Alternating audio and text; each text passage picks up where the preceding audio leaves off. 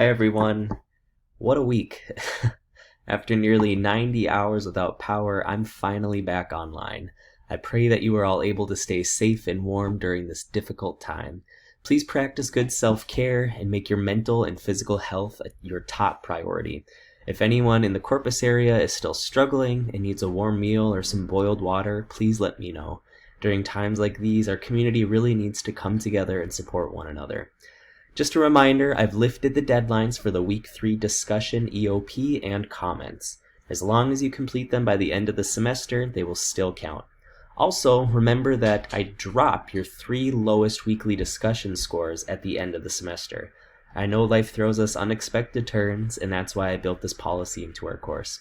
So if you had a really tough week and need to skip this week's discussion, it's not a huge issue. I would still encourage you to do your best to read and view the Week 3 content. If you have any questions or want some one-on-one instruction, please take advantage of my open WebEx office hours or reach out via email to schedule an appointment. Stay well.